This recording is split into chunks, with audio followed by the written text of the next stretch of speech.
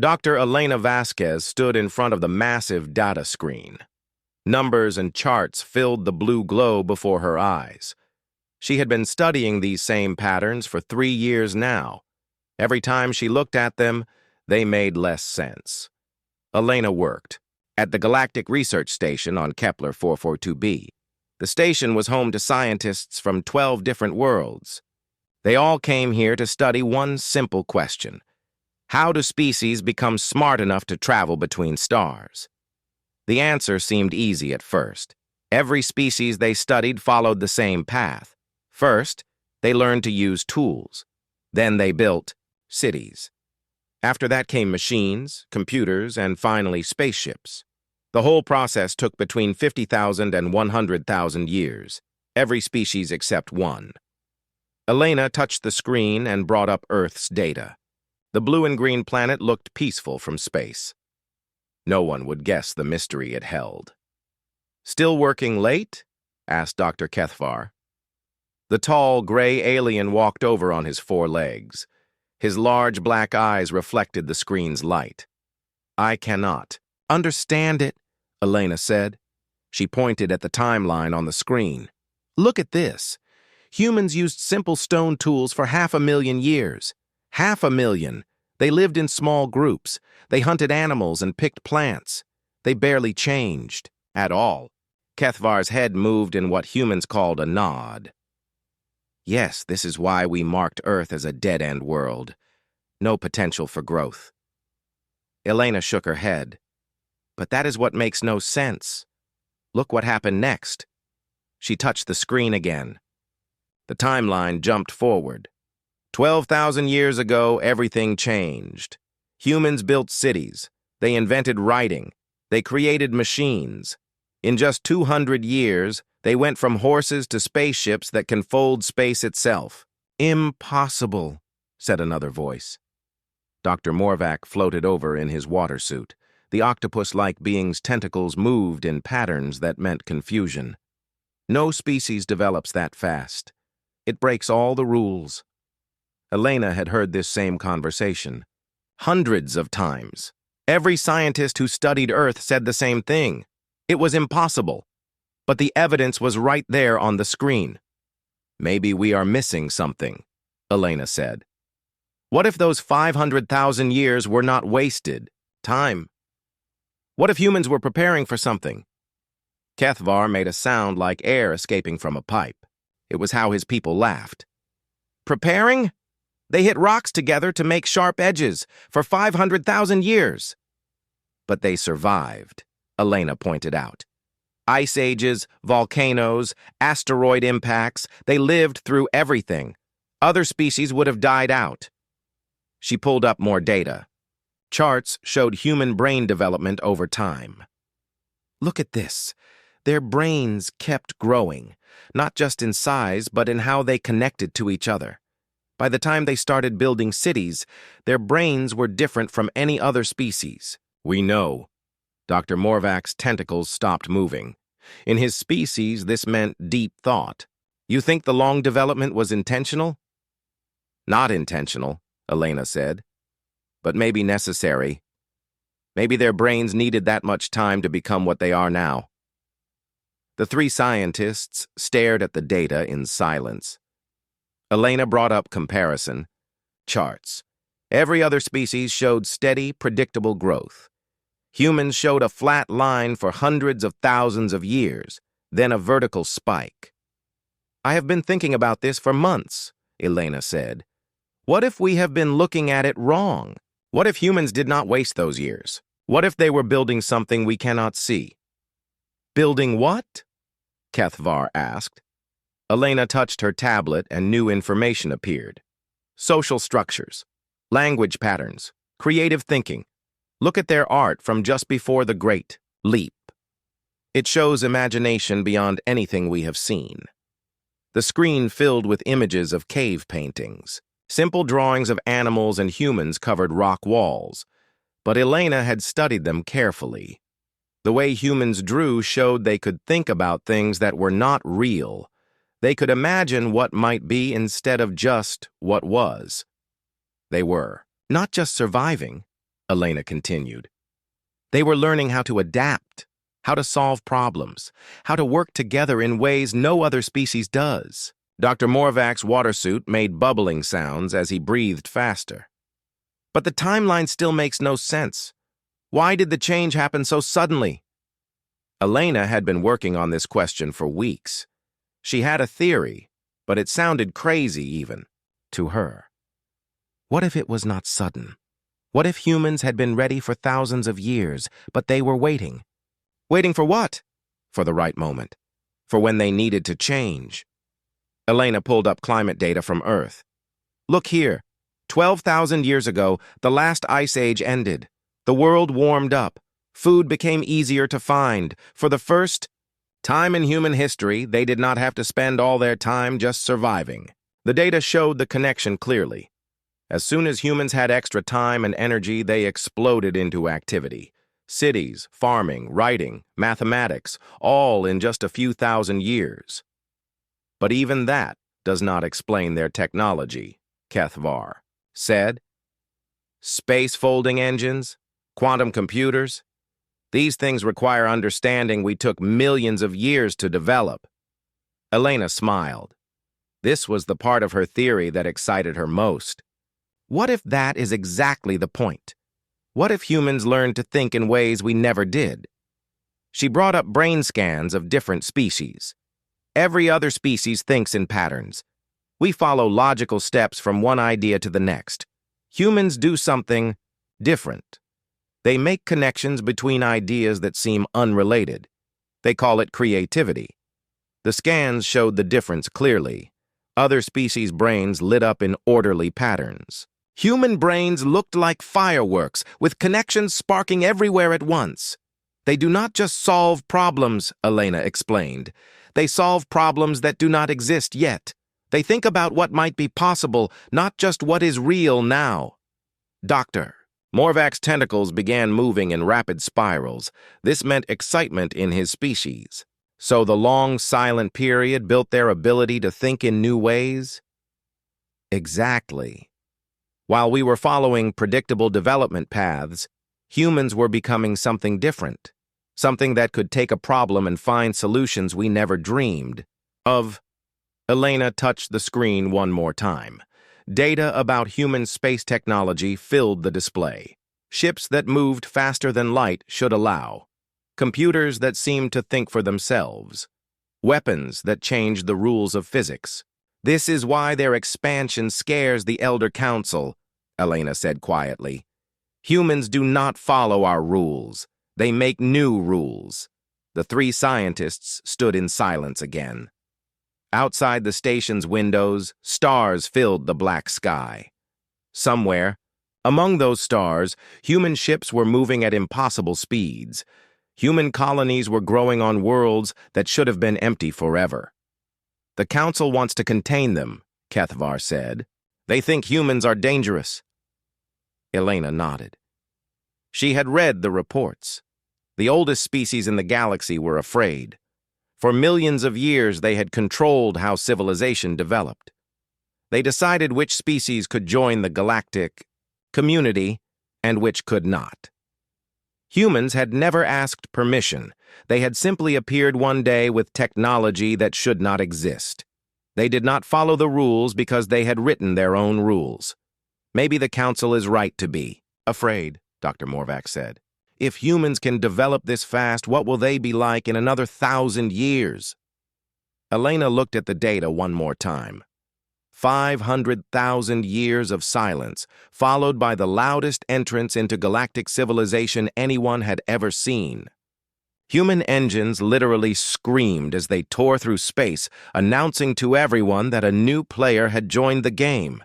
I think, Elena said slowly, we are about to find out.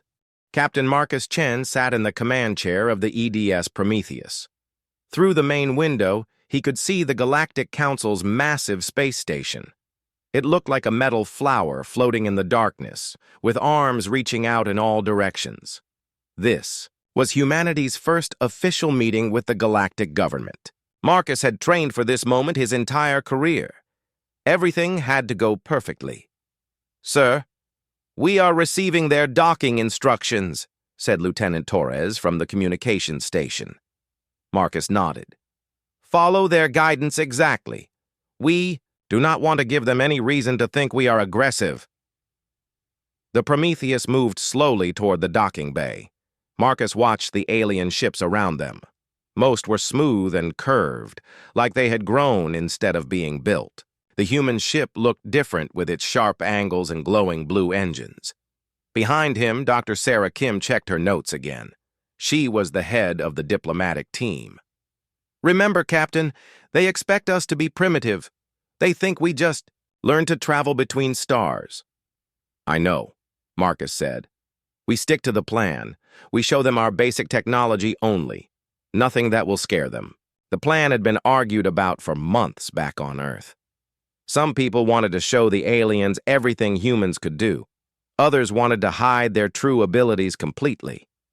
In the end, they decided to reveal just enough to seem normal. The docking was smooth. Marcus felt the soft bump as magnetic clamps held the ship in place. He stood up and adjusted his dress uniform. "Dr. Kim, Ambassador Park, you are with me. Everyone else stays on the ship unless I call for them." The three humans walked through the airlock and into the alien station. The gravity felt slightly heavy, and the air smelled like flowers mixed with metal. Lights in the walls pulsed in slow, steady rhythms. A group of aliens waited for them in the docking bay. Marcus recognized their species from the files Earth had put together. The tall gray one was Kethvari. The floating one in the water suit was Morvakian. There were three others he did not know. The lead alien stepped forward. It looked almost human, but its skin was blue and it had 4 arms. When it spoke, a small device on its chest translated the words into English. "Welcome, humans of Earth. I am Council Speaker Vashati. We greet you in the name of the Galactic Confederation." Ambassador Park stepped forward and bowed slightly. "Thank you, Speaker Vashati. We are honored to meet you. I am Ambassador Park, representing Earth and all humanity." "Please, follow us to the meeting chamber," Vashati said. They walked through corridors filled with wonders Marcus had only seen in pictures. Gravity fields held water in impossible shapes. Plants from a dozen worlds grew in crystal gardens. Art that moved and changed colors decorated the walls. The meeting chamber was huge, with a round table in the center. Holographic displays showed star maps and data streams. Representatives from 20 different species sat around the table. "Please, sit," Vashati said, pointing to 3 empty chairs. As the humans sat down, Marcus noticed how the aliens looked at them. Some seemed curious. Others looked almost bored, like they had done this many times before. "We have studied your species for some time," Vashati began. "Your development pattern is unusual, but we welcome all new members to our galactic community." "Doctor," Kim leaned forward. "We are grateful for this opportunity. Earth is eager to learn from more advanced civilizations." One of the aliens, a tall insect-like being, made clicking sounds. Its translator said, "Your species developed remarkably fast. Most take much longer to reach space travel capability." "We are fast learners," Ambassador Park said with a smile. Vashiti activated a holographic display. It showed Earth's solar system, with human colonies marked in red dots. "We see you have already begun expanding to nearby systems. This is aggressive for such a young species." Marcus felt tension creep into the room. The aliens were looking at the humans differently now. "We only colonize empty worlds," Dr. Kim said quickly. "We respect all existing claims and territories." "Of course," Vashati said, "but we must discuss your technology. Our scans of your ships show some unexpected capabilities." Here it comes, Marcus thought, the moment they had prepared for. "What do you mean?" Ambassador Park asked, playing innocent. A new alien spoke up. This one looked like a jellyfish made of light. Your engines emit quantum signatures we do not recognize. They appear to fold space in ways that should not be possible with your level of development. The room went quiet. Marcus could feel every alien's attention focused on the three humans. Dr. Kim cleared her throat. We have made some advances in theoretical physics. Perhaps we could share our research with your scientists. That would be most welcome, Vashati said. But Marcus could hear something cold in the translated voice. Another alien joined the conversation. This one was covered in fur and had 6 legs. We detected ships from your species in the Kepler 442 system yesterday, yet your homeworld is 47 light-years from there. How did you travel so far so quickly? Marcus's heart rate increased. They had been spotted. The secret mission to establish contact with Dr. Vasquez's research team was supposed to be hidden. We have several exploration ships, Ambassador Park said carefully. Perhaps you detected one of them? The furry alien's ears twitched. Our sensors are very accurate. The ship appeared suddenly, as if it had folded space to arrive instantly. Impossible, said the jellyfish alien. Space folding technology requires understanding of quantum mechanics that takes millennia to develop. Dr. Kim tried to change the subject. Perhaps we could discuss trade agreements. Earth has many resources that might interest your species, but the aliens were not interested in trade anymore. Marcus could see suspicion growing in their expressions. Vashti leaned forward. Humans, we need you to be completely honest with us. What is your true technological level? The 3 humans looked at each other. They had practiced this moment, but facing 20 suspicious aliens was harder than any simulation. We are more advanced than we initially appeared, Ambassador Park admitted. But we come in peace. We only want to join the galactic community. How advanced? The insect alien clicked.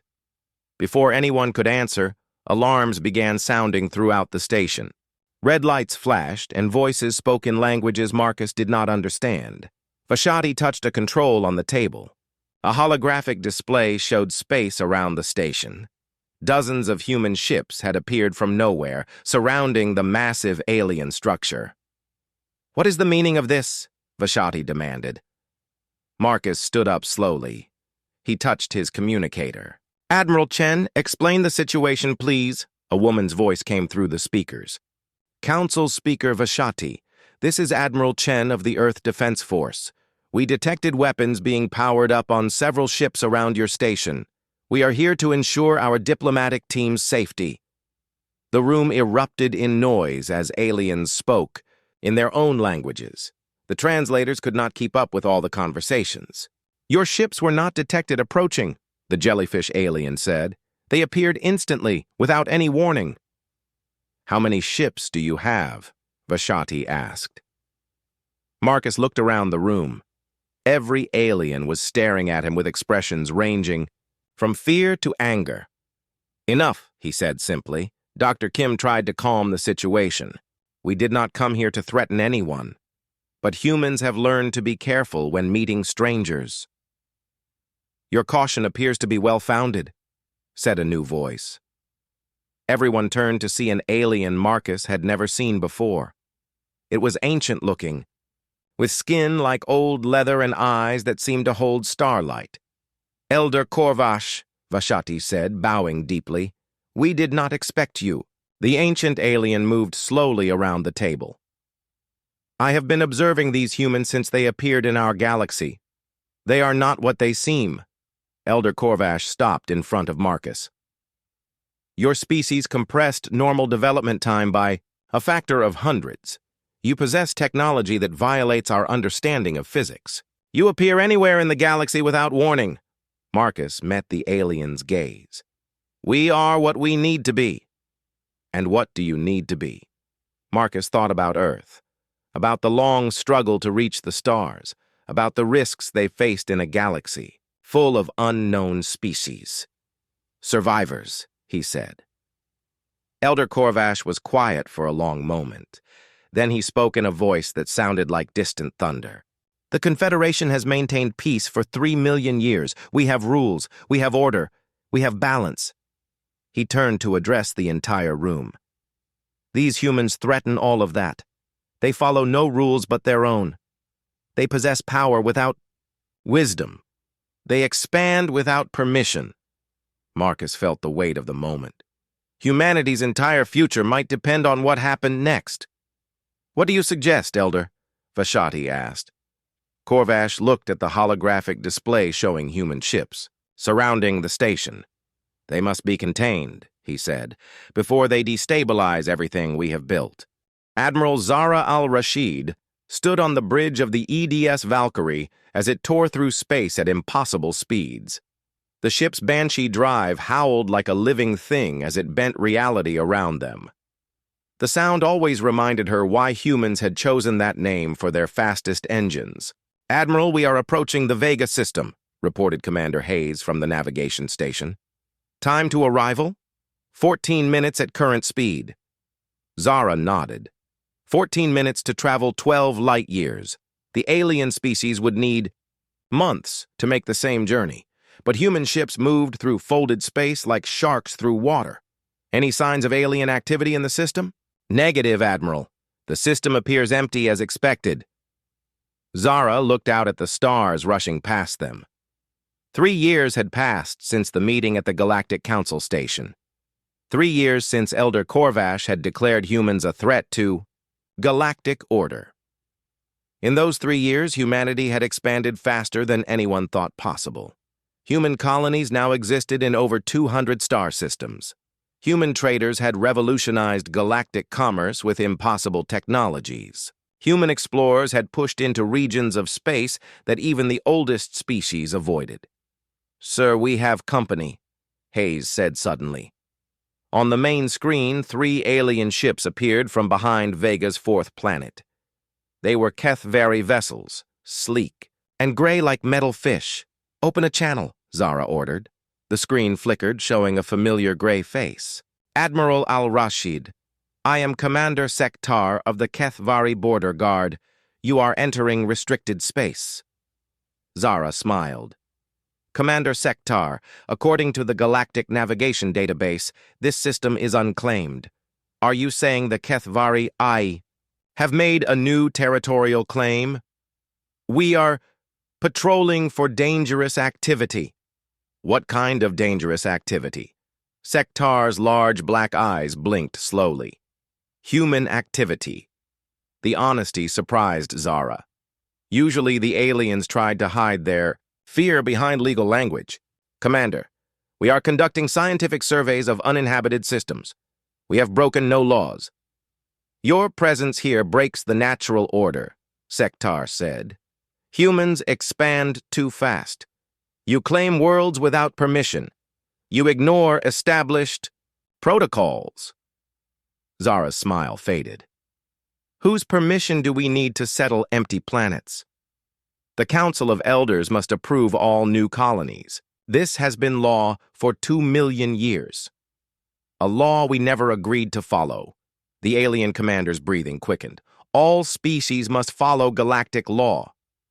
"All species that choose to join your confederation," Zara corrected. "Humanity never applied for membership. We simply introduced ourselves." Behind her, the bridge crew worked quietly at their stations. They had heard this conversation many times before. The aliens wanted humans to follow rules that had been made without them. "Admiral," Commander Hayes said quietly, "I am detecting more ships approaching. 20 vessels from multiple species." Zara's expression hardened. "It seems we have walked into a trap, Commander Sektar." The alien looked uncomfortable. "The Elder Council has decided that human expansion must be contained. You will return to your home system and remain there. And if we refuse, then you will be forced to comply." More ships appeared on the screen. Zara recognized designs from 6 different species. They had formed an alliance specifically to stop human expansion. "Commander Hayes, are our escort ships in position?" "Yes, sir. The Banshee squadron is ready." Zara turned back to the alien commander. "Sektar, you have made a mistake. You think this is about territory or resources, but you are wrong. What is it about then? Freedom. The freedom to choose our own path among the stars. Zara made a hand signal. Around the Valkyrie, 20 human ships suddenly appeared from folded space. Their engines screamed as they dropped back into normal reality. Sektar's eyes widened. Impossible! We detected no approach signatures. That is because we did not approach, Zara explained. We simply arrived. The alien fleet began moving into attack formation. 40 ships against 21 humans. On paper, the aliens had the advantage. Admiral, they are powering weapons, Hayes reported. Red alert. All ships, prepare for engagement. Warning lights bathed the bridge in crimson glow. Zara felt the familiar calm that came before battle. She had fought in 12 engagements since the expansion began. The aliens always made the same mistakes. Sir, receiving transmission from the alien fleet commander. A new face appeared on screen. This alien looked like a crystal tree with glowing branches for arms. Human vessels, you are surrounded. Surrender now, and you will be returned to Earth unharmed. Zara laughed. Commander, you clearly do not understand what you are facing. I understand perfectly. You are outnumbered 2-1. Numbers are not everything.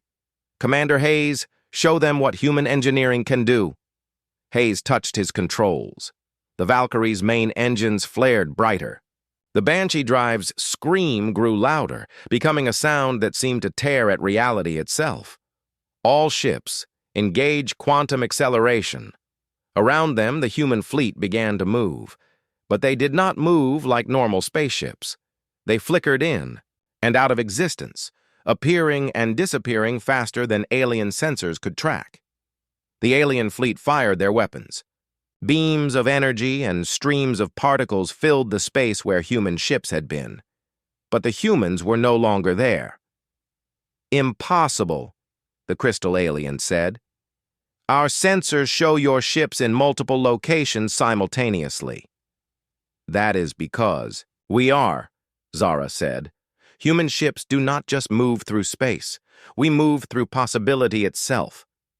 The Valkyrie appeared directly in front of the alien flagship, its main cannon charged with energy that glowed like a small star. This is your final warning, Zara said. Withdraw from this system or face the consequences. The crystal alien's branches trembled. You cannot threaten a council enforcement fleet.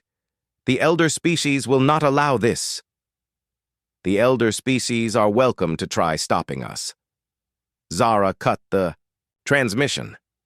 On the tactical display, she could see the alien ships trying to target the human fleet. But human ships moved like ghosts, appearing just long enough to fire before vanishing again.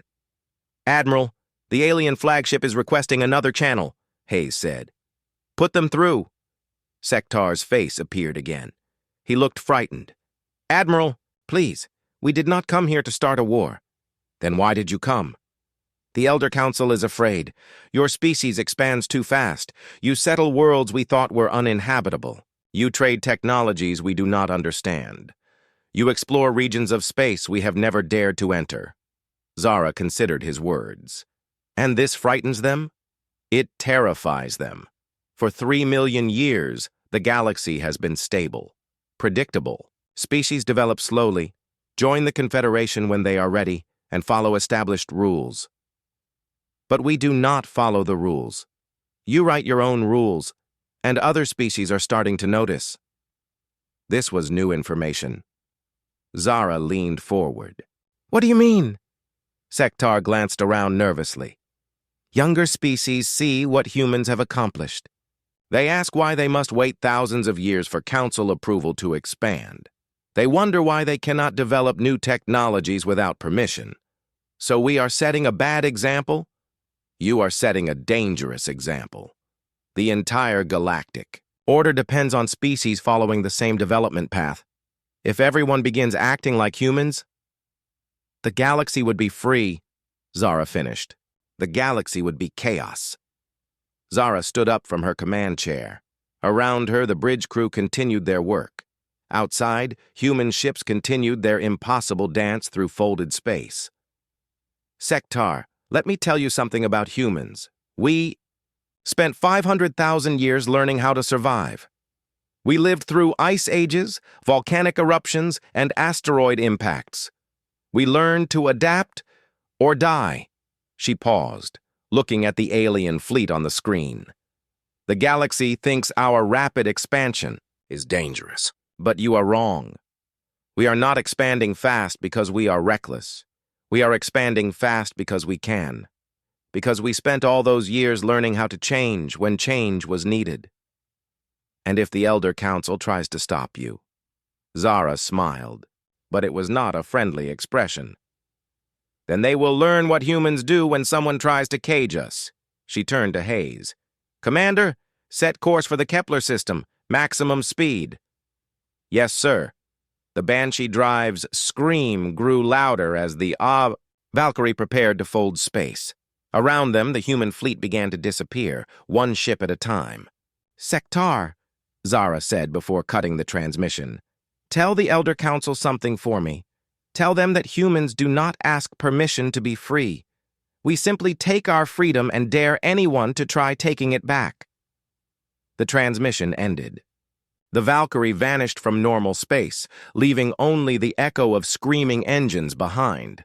The alien fleet was left alone in the empty system, their commanders trying to understand what they had just witnessed. They had come to contain humanity's expansion. Instead, they had learned that containing humans was like trying to hold back a supernova with their bare hands. In the Crystal Alien's report to the Elder Council, he would write that humanity was more dangerous than anyone had imagined.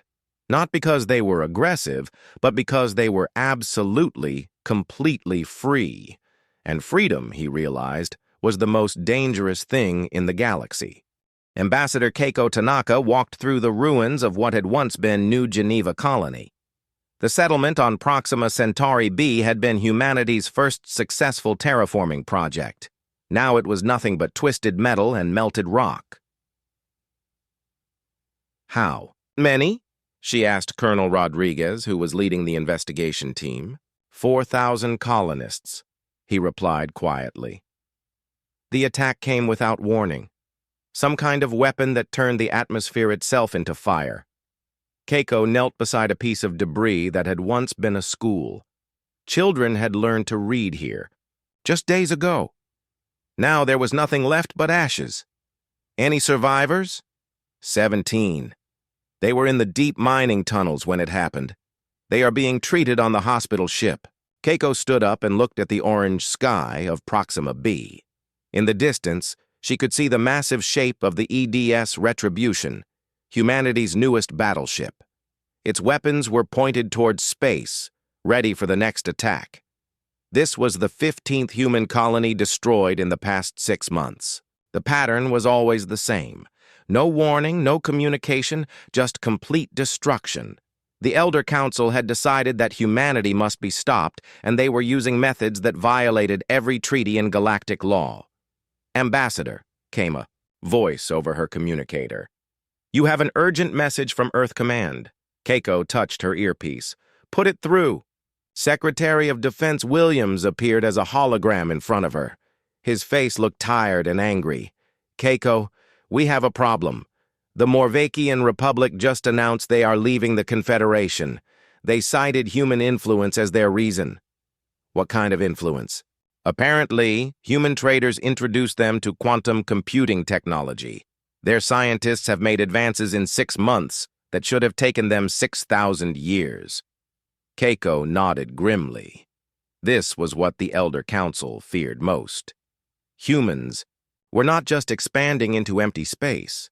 They were changing other species, showing them that the slow, controlled development enforced by galactic law was not the only way. How many species have left the Confederation now? 12 confirmed, with 8 more considering it. The elder species are panicking. Colonel Rodriguez stepped closer. Sir, permission to speak freely? Williams nodded. The attacks on our colonies are not random. They are targeting our most successful settlements. The ones that other species have visited and studied. Explain. New Geneva had the best terraforming technology in known space. Kepler Colony had developed faster than light communication. Armstrong Station was our most advanced manufacturing center. Keiko understood. They are not just trying to stop our expansion. They are trying to destroy our examples. Exactly. Every colony we build shows other species what is possible. The Elder Council cannot allow that. Williams's hologram flickered slightly. The situation is getting worse. We have intelligence that suggests the Eternal Conclave is planning something big. Keiko felt a chill. The Eternal Conclave was made up of the 5 oldest species in the galaxy. They were so advanced that most people thought of them as gods. If they were getting involved directly, what kind of plan?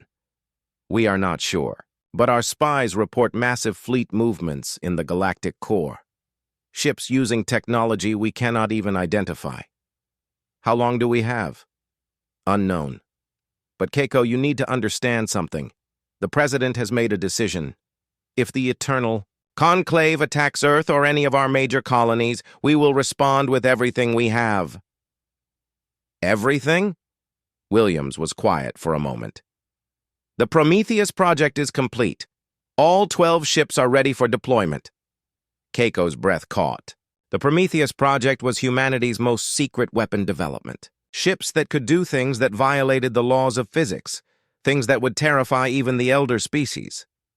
Sir, are we really prepared to go to war with beings that have existed for millions of years? Keiko, do you know what humans were doing 1,000,000 years ago? She thought about it. Living in caves using stone tools. And do you know what we are doing now? She looked around at the ruins of the colony. Even destroyed, the technology here was beyond what most species could imagine. Building impossible things, she said. Exactly. The elder species think time makes them powerful. But humans have something they do not understand. We change. We adapt. We become whatever we need to become. The hologram started to fade. Come home, Keiko. We need you for the negotiations. What negotiations? The ones that will decide whether this galaxy has room for both humans and the old order. The A transmission ended. Keiko stood in the ruins, thinking about the choice facing humanity. Submit to the Elder Council's control, or fight beings with millions of years of technological advancement. Ambassador, Colonel Rodriguez said, we have incoming ships. Keiko looked up to see 3 vessels approaching from orbit. They were not human designs.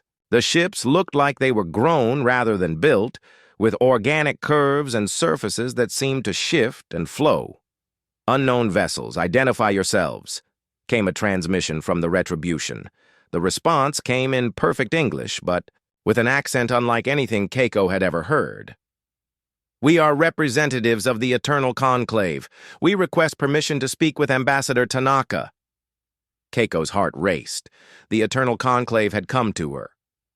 Permission granted, she said, into her communicator.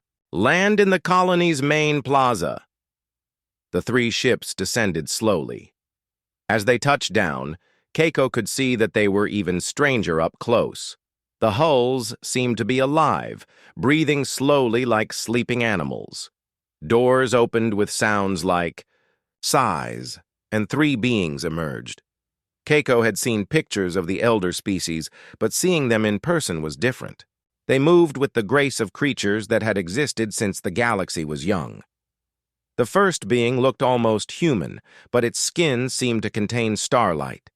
When it moved, tiny points of light danced beneath the surface. The second was tall and thin, with too many joints in its arms and legs. Its head was elongated, and its eyes were pure silver. The third was the most disturbing. It looked like a shadow that had learned to walk upright. When Keiko looked at it directly, her eyes wanted to look away. Ambassador Tanaka, the starlight, being said. I am Elder Synthesis. These are my companions, Elder Probability and Elder Entropy. Honored to meet you, Keiko said. though she felt anything but honored. "We have come to discuss your species' future," Elder Synthesis continued. "The Conclave has reached a decision about humanity." "I am listening." Elder Probability stepped forward. Its voice sounded like mathematics given form. "In all our calculations, humanity represents a variable that cannot be contained. Your species breaks every model we have developed over 3 million years. Is that necessarily bad?" Elder Entropy laughed, and the sound made Keiko's skin crawl. "Bad? Good? These concepts are meaningless. What matters is stability, order, the continuation of civilization as it has existed. And humans threaten that? Humans represent chaos," Elder Synthesis said. "In 50 years, you have accomplished what most species require 50,000 years to achieve. Other species are beginning to question why they must follow the old ways." Keiko looked around at the destroyed colony. "And this is your solution? Destroying our homes?" "A regrettable necessity," Elder Probability said. "We hoped that limited pressure would convince your species to accept guidance. We were wrong. So what now?" Elder Synthesis moved closer. Up close, Keiko could see that the lights under its skin were actually tiny stars, complete solar systems in miniature. "Now we offer you a choice. Humanity can return to Earth and remain there. We will provide technology to make your world a paradise. Your species can live in comfort and safety forever." "A cage," Keiko said. "A sanctuary. And if we refuse?" Elder Entropy's shadow form rippled. "Then we will do what we have done before when faced with chaos. We will impose order." "You would commit genocide?" "We would preserve the galaxy," Elder Synthesis corrected. "Humanity's potential for growth is infinite. Left unchecked, you will eventually threaten the existence of all other life." Keiko felt anger building in her chest. "Based on what evidence?" Elder Probability gestured toward the ruins around them. "You terraformed this world in 5 years. Most species require 500. You developed quantum computers in decades, instead of millennia. You travel between stars as easily as other species travel between cities. And this makes us evil? It makes you unpredictable, and the universe cannot tolerate infinite unpredictability." Keiko stepped back from the 3 ancient beings. They were offering humanity the same choice they had probably offered other species throughout galactic history: submit or be destroyed. "I need to consult with my government," she said. "Of course. But understand, Ambassador, this offer will not remain open indefinitely. The Conclave has waited long enough." The 3 elders turned and walked back to their ships. As they boarded, Elder Synthesis looked back. "Your species has accomplished remarkable things in a very short time. Do not let pride destroy what you have built." The ships lifted off and disappeared into space faster than Keiko's eyes could follow. Colonel Rodriguez walked over to stand beside her. "So that is what gods look like." "They are not gods," Keiko said firmly. "They are just very old bullies. What do we do now?" Keiko looked up at the stars, knowing that somewhere among them, human ships were pushing deeper into unknown space, human colonies were growing on impossible worlds, and human scientists were discovering things that should not exist. "Now we go home," she said, "and we prepare for war." Commander David Okafor floated in his command suit as the Joint Task Force approached the dying star system. Around him, ships from 12 different species moved in perfect formation. Human vessels flew alongside Kethvari cruisers, Morvakian, research ships, and even 2 vessels from species that had left the Confederation only months before. "Status report," David said into his communicator. "The stellar nursery is collapsing faster than our models predicted," replied Dr. Elena Vasquez from the science vessel Discovery. "If we cannot stabilize it in the next 6 hours, the chain reaction will destroy 17 inhabited systems." David looked at the main display showing Kepler 438, once a young star that gave birth to new worlds. Now it was consuming itself, creating a gravity wave that would tear apart everything within 50 light years. How did this happen again? The eternal conclave's attempt to create a barrier around human space, Elena explained. They tried to fold space-time to create an impassable wall, but the energy requirements were so massive that it destabilized local stellar formation. David shook his head. 3 months ago, the elder species had tried to cage humanity by literally bending space around human-controlled systems. The plan had backfired spectacularly when their ancient technology proved incompatible with the quantum signatures of human ships.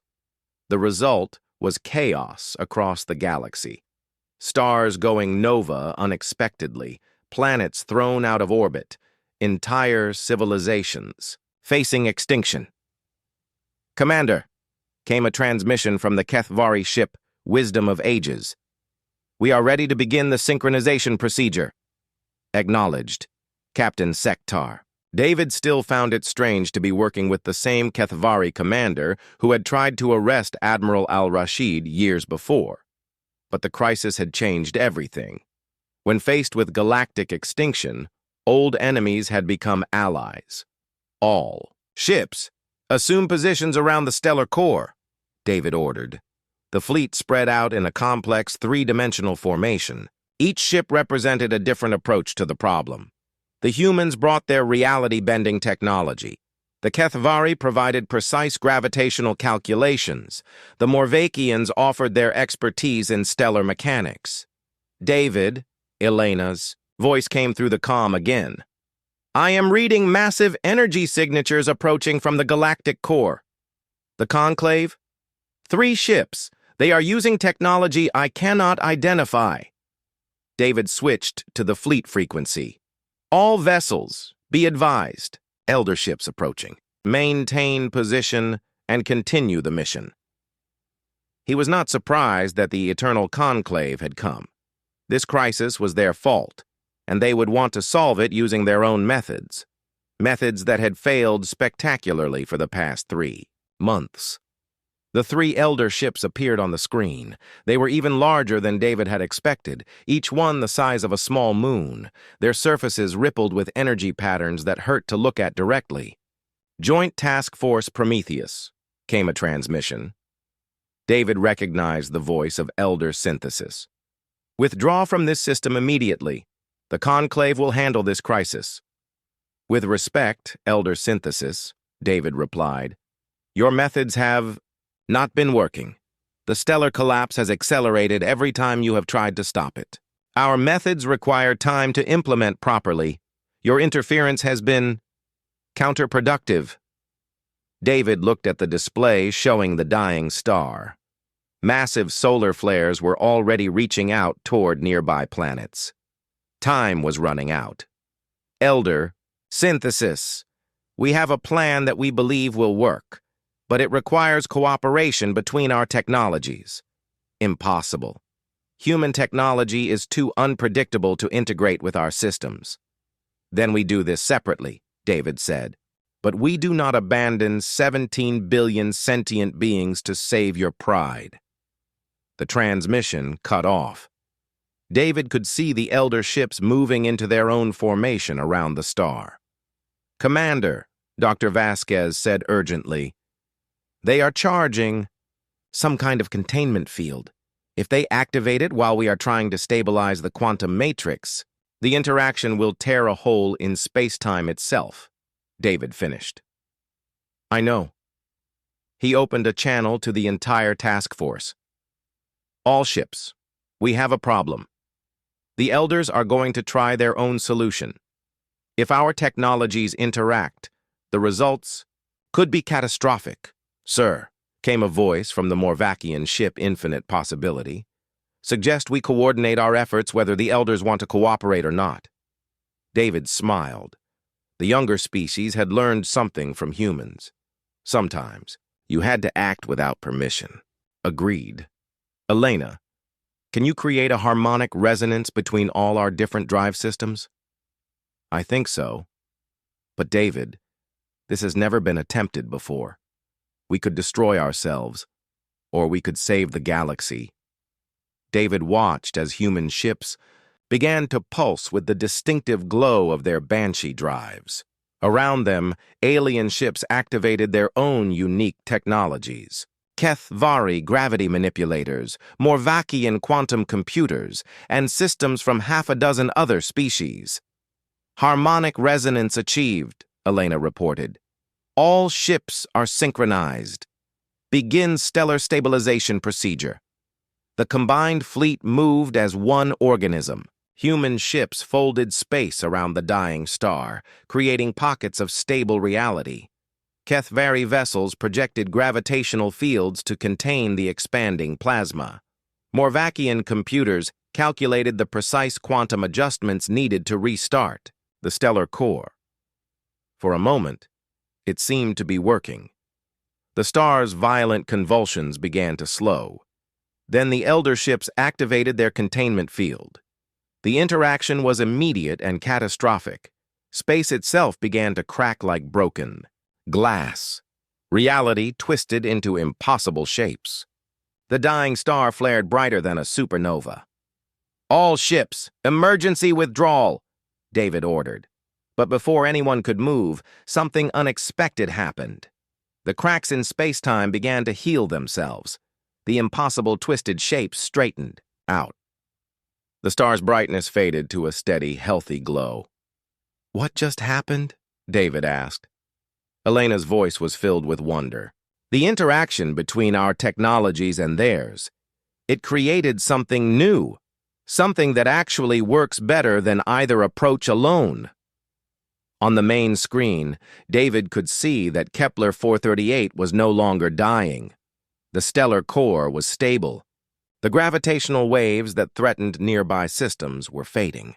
"Commander Okafor," came a transmission from Elder Synthesis. The ancient being's voice sounded different somehow, less certain. "We did not expect this result." "Neither did we," David admitted. "But it worked. Your quantum harmonics enhanced our containment field beyond its design parameters. The combination created a self-sustaining stabilization matrix." David looked around at his mixed crew. Humans, HFY, Morvakians, and others working together at the same stations. "Maybe that is the point." "What do you mean?" "For 3 million years, your Confederation has maintained order by keeping species separate. Everyone follows the same development path, uses approved technologies, stays in their assigned roles. This system has brought peace and stability." "And stagnation," David added. "Look what we just accomplished by combining different approaches. Imagine what we could do if the entire galaxy worked together instead of following ancient rules." There was a long pause. Then Elder Synthesis spoke again. "The Conclave will need to discuss this." "Of course. But while you discuss it, we will continue working together, because that is what the galaxy needs now." The elder ships began to withdraw. But before they disappeared, Elder Synthesis sent one final message. "Commander Okafor, your species has taught us something today. Perhaps it is time for the galaxy to change." As the crisis ended, David looked around at the mixed fleet. Ships from species that had been enemies months before now flew together in perfect harmony. Their engines no longer screamed with individual voices, but sang together in a complex symphony. "Elena," he said, "set course for the Centauri system. I hear they are having problems with their terraforming project." "Understood. But David, you realize what this means, don't you? If we keep solving problems like this, the entire galactic order will change." David smiled as he watched human and alien ships disappear into folded space together. "That is exactly what I am hoping for." 6 months later, the changes were evident throughout the galaxy. Species that had never spoken to each other were forming joint research projects. Technologies that had been restricted for millions of years were being shared freely. Young civilizations were advancing at rates that would have been impossible under the old system. The Eternal Conclave still existed, but their role had changed. Instead of controlling galactic development, they found themselves learning from the chaos and creativity that humans had brought to the stars. The Confederation was reforming itself into something new, something that valued innovation over tradition, cooperation over control, and growth over stability. And at the center of it all, human ships continued to tear through space with engines that screamed like banshees. But now they were joined by thousands of other vessels, each adding their own voice to the symphony of a galaxy learning to change. Humanity had not conquered the stars. They had taught the stars to sing,